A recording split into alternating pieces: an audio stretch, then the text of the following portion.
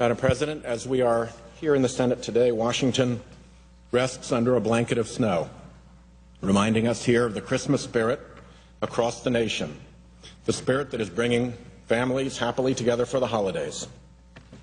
Unfortunately, a different spirit has descended on this Senate. The spirit that has descended on the Senate is one described by Chief Justice John Marshall back in the Burr trial.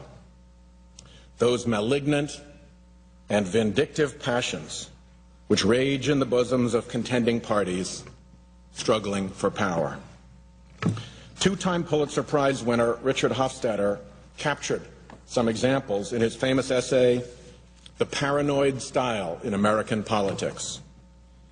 The malignant and vindictive passions often arise, he points out, when an aggrieved minority believes that, I quote, America has been largely taken away from them and their kind, though they are determined to try to repossess it and to prevent the final destructive act of subversion. Does that sound familiar, Madam President, in this health care debate? 40 years ago, he wrote that. Hofstadter continued, those aggrieved fear what he described as the, quote, now familiar sustained conspiracy. Familiar then, 40 years ago. Persistent now. Whose supposed purpose, Hofstadter described, is to undermine free capitalism, to bring the economy under the direction of the federal government, and to pave the way for socialism. Again, familiar words here today.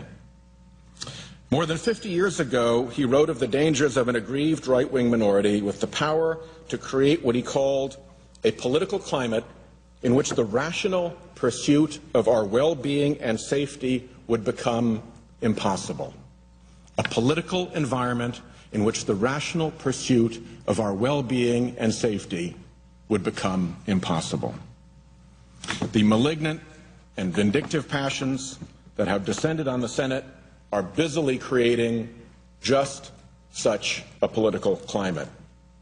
Far from appealing to the better angels of our nature, too many colleagues are embarked on a desperate, no-holds-barred mission of propaganda, falsehood, obstruction, and fear.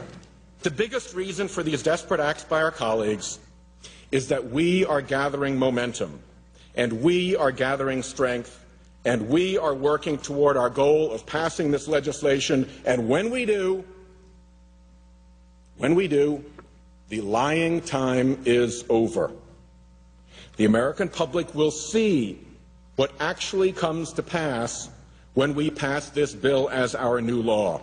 The American public will see firsthand the difference between what is and what they were told. Facts, as the presiding officer has often said, are stubborn things. It is one thing to propagandize and scare people about the unknown. It is much tougher to propagandize and scare people when they are seeing and feeling and touching something different. When it turns out there are no death panels, when there is no bureaucrat between you and your doctor, when the ways your health care changes seem like a good deal to you and a pretty smart idea, when the American public sees the discrepancy between what really is and what they were told by the Republicans, there will be a reckoning. There will come a day of judgment about who was telling the truth. Our colleagues are behaving in this way, unprecedented, malignant, and vindictive, because they are desperate to avoid that day of judgment. Frantic and desperate now, and willing to do strange and unprecedented things, willing to do anything, even to throw our troops at war in the way of that day of reckoning. If they can cause this bill to fail, the truth will never stand up as a living reproach to the lies that have been told. And on through history, our colleagues could claim they defeated a terrible monstrosity. But when the bill passes, and this program actually comes to life, and it is friendly, Americans will then know, beyond any capacity of spin or propaganda to dissuade them, that they were lied to, and they will remember. There will come a day of judgment. And our Republican friends know that. And that, Mr. President, is why they are terrified.